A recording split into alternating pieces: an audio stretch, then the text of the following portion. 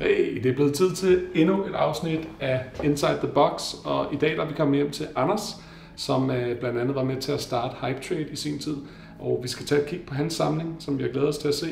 Vi er ude i noget nybyggeri ude i Nordhavnen. Det var svært at finde, men Anders, tusind tak fordi du var kommet. Selvfølgelig, mand. Besøg dig. Jeg glæder mig til at se din samling. Jeg ved jeg ved igennem tiden, at du også har købt lidt af mig. Så ja, det har jeg sgu. Der er et par af dem stående. Perfekt. Jeg ved, du har nogle gode ting. Jo, det har jeg. Prøv at forklare mig, hvordan du sådan faldt ind i sneakergamet, og hvorfor det lige var det, der... Jamen, jeg tror faktisk, at sneakers for mig startede i... Eller hvad skal jeg sige, det tidligste, det nok var 97, som er helt tilbage, hvor det var en ung purk. Ja. Hvor jeg kan huske, min mor hun kom hjem med den, nu er det ikke helt den her, men den originale 97 Silver Bullet. Med den klassiske 97 Sol, og den brugte hun som løbesko. Det var dengang, hvor det ikke var noget med, at de 16-årige skulle have den, det var bare funktionalitet. Ja.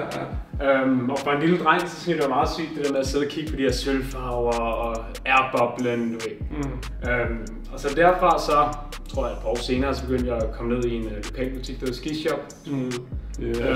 Som var så OG Hellerup butik. Ja, som havde de hårdeste releases af Circa og DC, og jeg tror også det hedder Osiris på et tidspunkt. Gamle SB'er. Og så havde de sådan en stor lædersofa, hvor man ligesom kunne sidde og hænge ud og se en masse videoer. Det er rigtigt. Skatefilm og sådan noget, ja. Lige præcis, der sad jeg meget, og så begyndte jeg at komme ind i skatersko, Circa DC. Og så tror jeg et par år senere, så tror jeg min stil blev lidt mere raffineret og skiftede over i noget Adidas Tobaggos, altså, som man stadig kunne skate i, men som var lidt mere, lad os sige, fodformet. Ja. Og så gik det så over i noget af det, der ligner det, der står her, ikke? Okay. Så der har været længe undervejs, der var nogle forskellige faser. Men, ja, der er sådan, nu står vi her og kigger lidt på en samling, men det er jo ikke en kæmpe samling. Sådan. Nej, det er det ikke. Har du skåret ned, eller har du sådan andre stående et sted? Jeg vil sige, jeg har både og. Jeg har skåret ned over tid, og de par, som er blevet for snittet, dem er simpelthen bare lagt langt væk i et skab. Ja. Og så har jeg også mange flere par liggende i kasser diverse steder. Men jeg lever lidt en nomadetilværelse, hvor jeg rejser lidt rundt. Så jeg prøver ligesom at samle dem, som jeg kommer til at tage med mig rundt, og som jeg går med på daglig basis. Ikke? Og så kan jeg godt lide det der med, at man putter lidt ekstra energi i hvert par, sådan, så det hele ikke bliver, at nu skal jeg bare købe den og den og den, fordi de er hypede, men det bliver de par, som jeg rent faktisk gerne vil have, og kan se mig selv gå i på et tidspunkt. Ja, det er godt at høre. Hvilke par sko sådan startede ligesom din passion i sådan en samling, kan man sige? Jeg tror i virkeligheden, at jeg tror faktisk den her, sjov nok, som lige er genudgivet for første gang, er Skylon 2. Ja. Kom først i 92, jeg kan huske, omkring 1000-skiftet. Omkring 2010-2011, der fik jeg øje på den først. Og blev ret betaget det der med, at du havde en sko, der var på det tidspunkt 18 år gammel. Og du ved, og det var bare ikke til at få fat i. Man kunne bare ikke finde et par, og især gerne US 12, og det er altså rigtig svært par at finde. Ja. Så nu her, 8 år senere, er den så kommet ud igen for første gang siden 92. Og den er meget fed visuelt. Desværre da jeg så fik den, synes jeg måske lige, at den materialemæssigt halvede lidt bagefter. Det kan selvfølgelig både være det kan også være det der med, at jeg ligesom har gået og søgt den så mange år, så fandt jeg den endelig, eller så kom den endelig, ikke? Jo.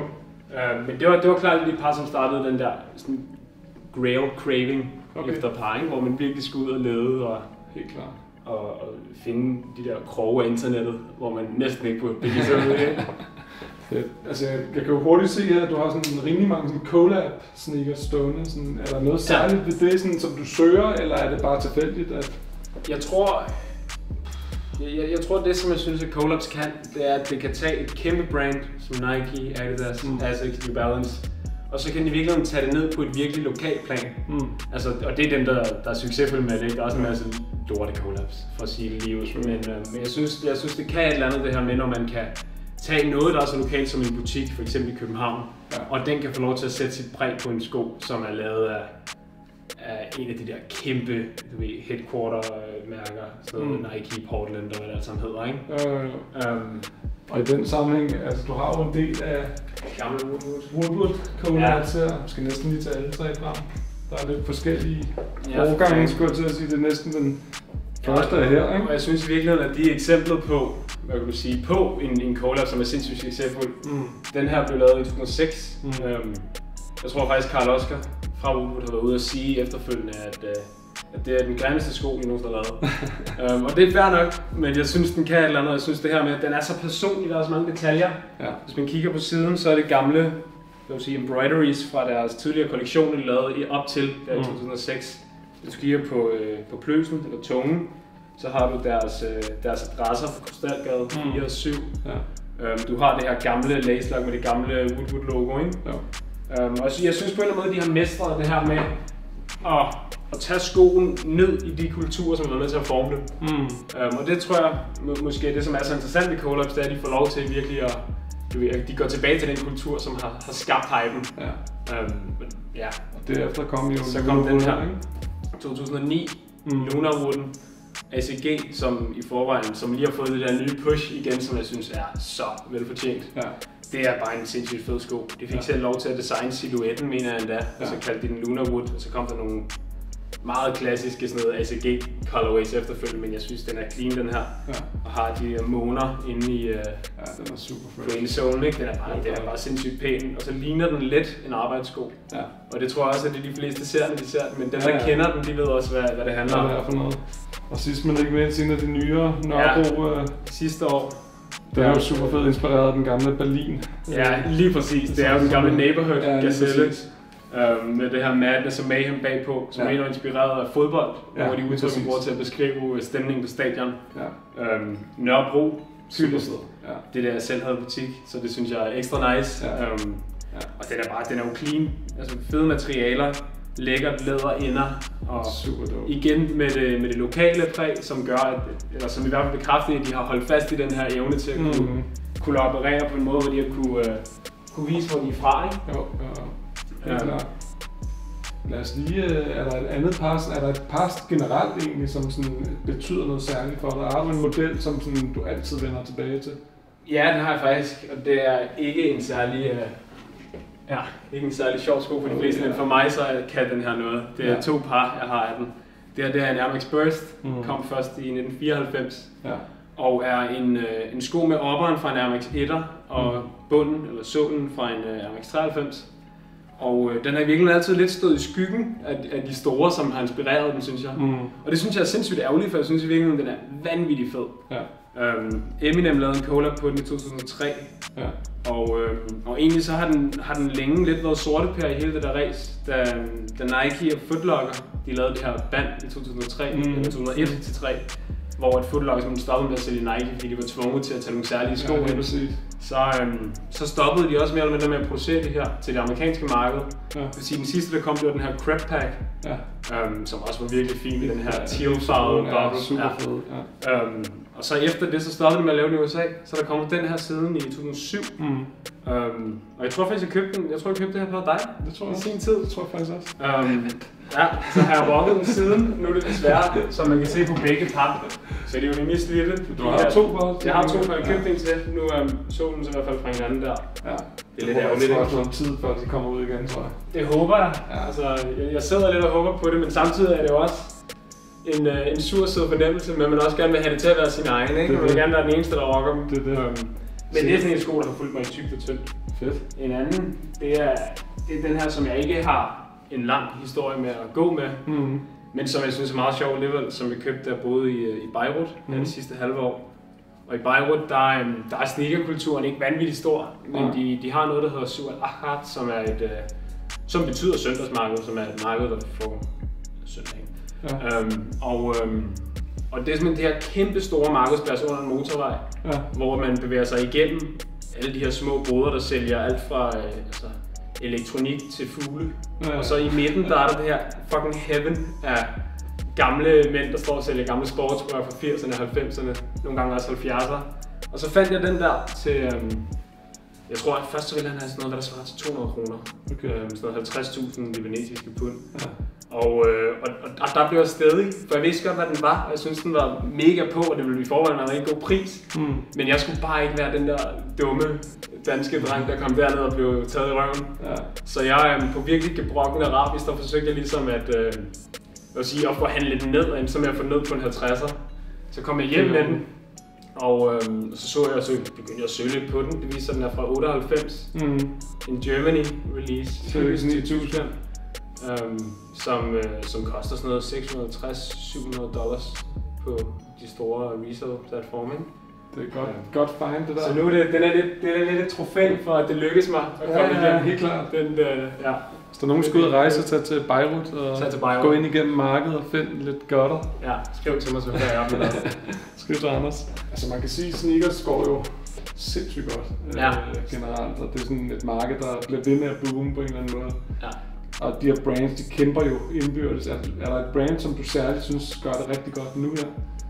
Ja, altså jeg synes jo nok, at Nike har gang på gang ligesom viser, hver gang konkurrencen er ved at være der, og hver gang Adidas ligger op og snuser til tronen, så hiver de bare fat i det her fuldstændig vanvittige bagkatalog, som gør, at de kan cementere pladsen igen. Ja. For et par år siden, der synes jeg egentlig, at Adidas gjorde det rigtig, rigtig godt, og som Ultra Boosten virkelig vandt indpas, og de begyndte at bruge Boost-teknologi på alt. Der tror jeg næsten vil påstå, at jeg synes, de tog tronen i 2016-agtigt. Ja. Og så er det som om, så efter det, så begyndte de at slække lidt på det igen, og så Nike sin mulighed for, så lavede de collab med Virgil, og de lavede Tom Saxton, og de lavede Sean Wotherspoon, der kom i år. Og du ved, jeg synes virkelig, det de kan, som alle de andre nok i virkeligheden mangler, det er den der evne til, at de kan bare hive fat i et eller andet. De har så meget i arkivet, som de endnu ikke har releaset siden det kom. Og som folk vil gå fuldstændig i spåner over. Så lavede de den der, var det i 2011, de lavede den første Tom Sachs, hvor de lavede med et materiale, som simpelthen ikke kunne holde. Og da de så lavede den igen sidste år, så fik de så virkelig modificeret den, ikke? Til at blive en sko, som faktisk kan holde til at gå med. Ja. Og den blev jo fuldstændig vanvittigt hyped. Det må man sige. Det overraskede mig. Jeg kiggede meget på den gamle, og den lå på eBay for et par tusind. Ja. Og alligevel synes jeg, det var lige, du ved, presset nok til 2.000 for et par, som jeg vidste ikke ville kunne gås med, som følge af materialet. Så det kom den der, og så kostede de 14 lige pludselig. Ikke? Det er helt sindssygt, hvordan de er boostet frem. Ja, men igen, altså et tegn på Nikes superiorness. Ja. Så hvis du skulle vælge, så ville det være Nike, du kunne det ville det nok. Det ville det. Jeg synes, de har den perfekte balance mellem at være raffineret, men også retro, i hvert fald hvis man vælger de rigtige par. Kan heller ikke undgå at se, altså sådan ud af hvad der står her, så har du et par Reebok, et par Asics, et par New Balance. Resten er faktisk Nike. Og så er der selvfølgelig din Adidas, som er din Woodward collabs. Lige præcis. Så det siger jo også lidt om, hvad af en eller anden grund, så ender jeg altid med at have et par af hvert brug. Altså jeg har altid et par New Balance, som jeg bruger. Jeg har altid et par Reebok, som jeg bruger. Et par Puma. Og så har jeg nogle flere, som jeg bare aldrig rigtig får gået med. Så er jeg ligesom mættet på dem. Ja. Så skal jeg bare have en masse Nike og så et par Wood Adidas. Ja. Fedt. Nu er du en af de samlere, som sådan har været med sådan forholdsvis lang tid, og du har også en af dem, som jeg godt kan lide, som ligesom har sat sig ind i historien, og ligesom, det er ikke bare hype, som vi også kan se. Ja. Altså sådan, hvad synes du om hele det her udviklingen af gamet, som vi altid snakker om frem og tilbage? Sådan, er det en positiv ting, at det bliver ved med at blomstre, som det gør, og hvad synes du generelt om måden, de yngre drenge køber sko på i dag? Nu skal man jo passe på, ikke? Ja. Hvad man siger. Men jeg synes at jeg tror, at det der med at være et sneakerhead, det er jo gået fra at være en ting, som man virkelig skulle vide noget om for at kunne kalde sig selv, til at være lidt et allemandseje, et ord, som alle kan tage i brug for at beskrive, at de har mere end en håndfuld sko, ikke? Ja. Men et eller andet sted, så tror jeg også, man som en af dem, der har været med i noget tid, skal se det som en positiv udvikling, at de her drenge tager til sig, for det viser altså, at en ny generation synes, det er lige så tilgængeligt, som vi der synes, det var, ikke? Ja. Både du, din generation, min generation. Og på den måde, så prøver jeg at se det som noget positivt. Ja. Det er klart, at det her reselling game vil man altid kunne sidde og sige, hvor det er irriterende, at jeg ikke kan gå ind i Woodwood og købe dem, jeg gerne vil have, fordi der står 12-14-årige drenge i kø for at få dem. Men hvis man kigger på det, så synes jeg ellers også, det er forståeligt nok. Altså da jeg var 14, der havde jeg en avisrute og tjente penge på det her. Der kan de sætte sig ind for en Woodwood 5 timer før og tjene en 1000-lap på bare at sidde og hygge med sine drenge.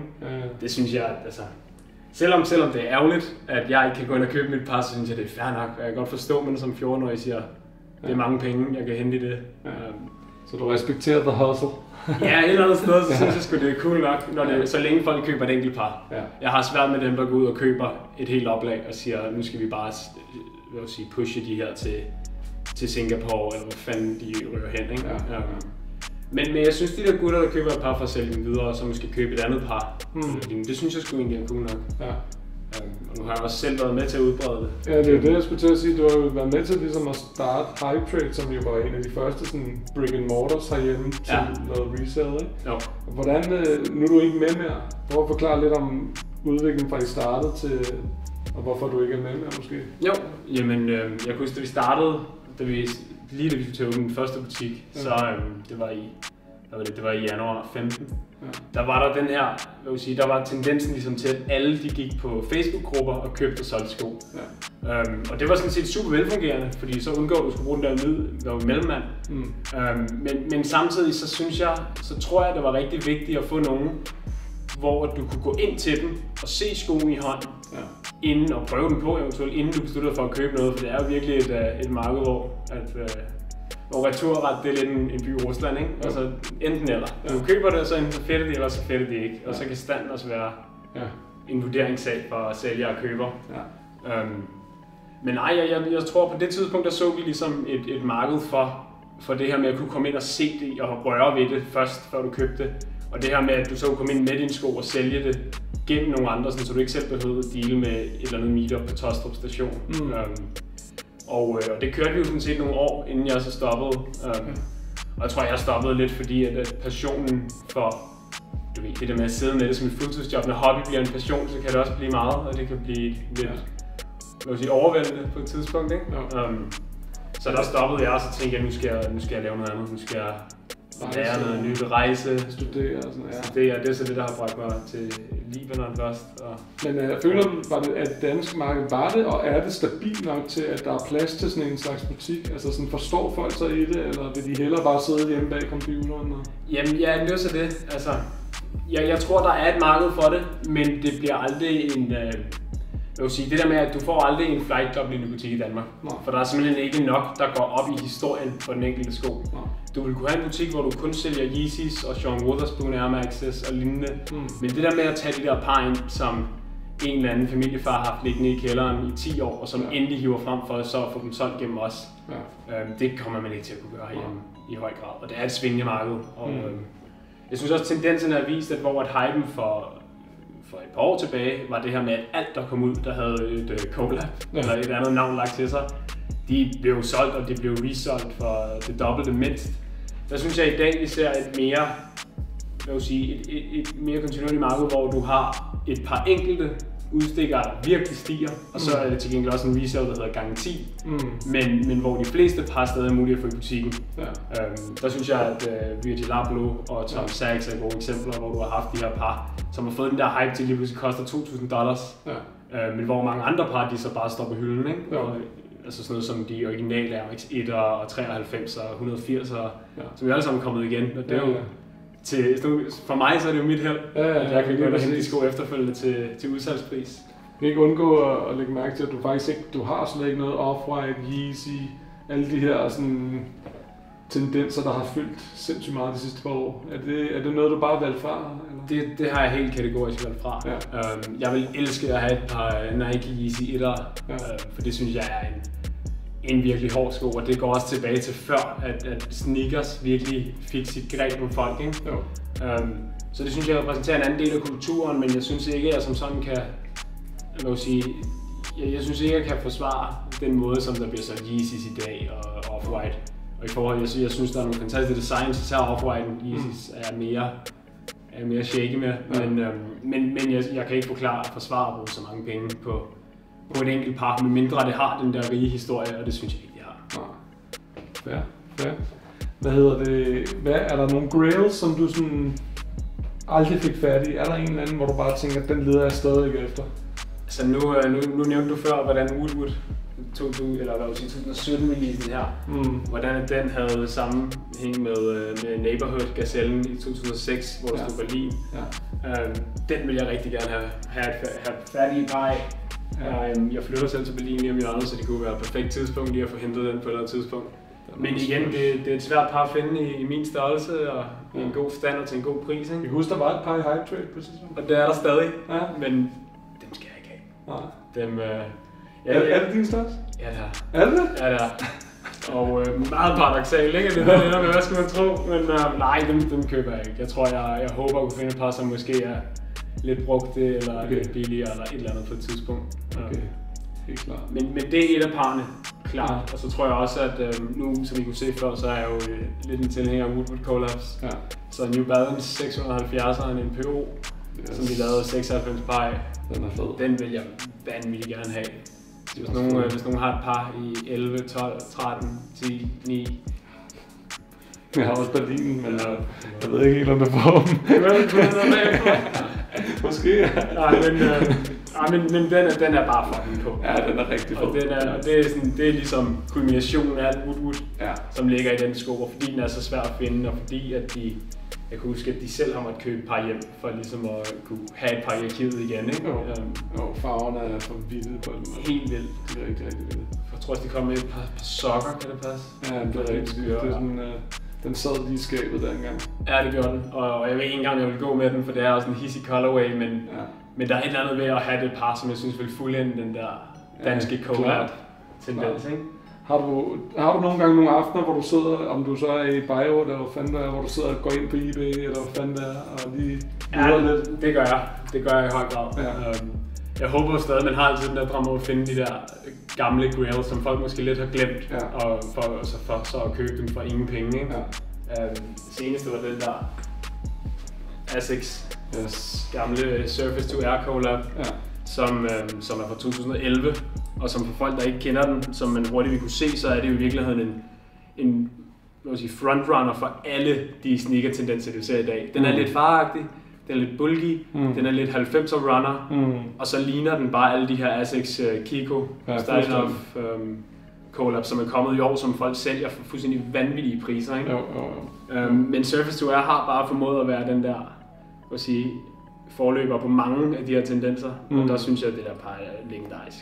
Og det fede er også, at den ligner jo bare fuldstændig en sko i deres løbearkiv.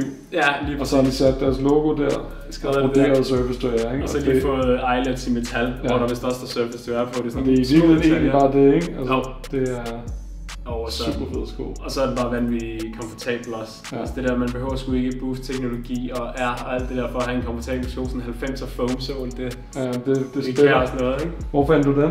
Jeg fandt den fra en fyr i Wien, som havde købt den i sin tid, da den kom ud, hvor han boede i Paris. Og så havde han bare haft den liggende igen, en af de her familiefædre, som måske i virkeligheden har haft lidt for meget liggende, han ikke kunne bruge længere. Ikke? Og så skrev jeg til ham, om vi ikke må lave en aftale på den og nogle andre ting, og så svarede han forbløffende hurtigt, det skulle vi bare have. Så jeg fik den for, hvad svarede sådan 300 kroner. Det er fandme i orden. Ja, det er et godt eksempel på en af dem i hvert fald. Jeg gør det tit, hvor jeg sidder og holder øje, men der er sgu langt mellem snapsen efterhånden, for der er jo mange, der efterhånden ved, hvad de laver, og som har øje for de der par, så hvis der kommer et par gamle Air Max, så bliver de bare budt op til helt vilde priser, ikke? Det er det. Alle har prøvet det der med at sidde i sidste sekund og vente og tro, nu har jeg den, så kommer der en, der lige sniper ind og siger, det har du ikke. Det sidste får måske med et par Air Max Biotex, som jeg prøvede at købe for sådan noget 80 euros. Og så i sidste sekund, så bliver den budt over. Jeg tror, at max bliver på 200 euros, så kommer den på 201. Sindssygt. Det skal man selvfølgelig forudse, men sindssygt. Ja, helt vildt. Vi bare altid runde af med, altså jeg synes du siger jo, at du er jo stillet lidt af, men er der noget sådan i nærmeste fremtid, hvor du ved, den der skal bare have, når den kommer? Ja, altså nu synes jeg, at den her Element React 87 er vanvittigt pæn. Den er fed. Og Undercover, altså jeg har klart en slag de der japanske streetwear, Udajuku-mærker der. Så Undercoveren der, den glæder jeg mig meget til. Både den sorte colorway, men også Sail, og jeg tror, de har 5 colorways. Ja, det tror jeg også. 4 eller 5. Om de så kommer eller ej, det ved jeg sgu egentlig ikke helt, men hvis de gør, så sidder jeg klar. Jeg tror, de kommer her til efteråret. September-oktober har jeg hørt. Vi håber på det. Ja. Så sidder jeg i hvert fald klar til at købe dem. Det er vi der så nede i en stol foran en butik, eller? Nej, det har jeg nok også lagt lidt på hylden over tid. På trods af, at jeg ikke er vanvittigt gammel, så tror jeg alligevel, at jeg har rykket videre på den fase. Jeg kan simpelthen ikke se mig selv til at købe for sko mere. Det kan være, at jeg sidder på en raffle på sneakers and stuff og håber på det, ikke? Men ellers så må jeg jo ty til lommerne bagefter, og så købe den for resell. Det kan jo være name of the game. Det kan være, at folk sover lidt på den lige inden. Ja, men så håbe, eller bare nogle af de der lidt svære colorways, ikke? Der kommer mange. Det er det. Jeg kunne forvente, at der er en af dem, der i hvert fald ikke falder folk smag. Men det synes jeg er fedt ved den, for selv de svage colorways, det har sådan lidt en ACG-vibe over sig, med nogle af de her lidt pangfarver. Jeg kan rigtig godt lide ACG, så det satser vi på. Fresh. Anders, det har været en fornøjelse. Selvfølgelig. Tusind tak, fordi du var kommet. Ja, selvfølgelig. Som altid, så husk at tjekke op på Anders' Instagram. Han tager også nogle billeder. Altså, ja. Skyder en masse billeder, som er super fede fra hans rejser og så videre. Og en gang med mig, der også sneakers stadigvæk. Så de kommer. Ja. Og ellers så snakkes vi ved.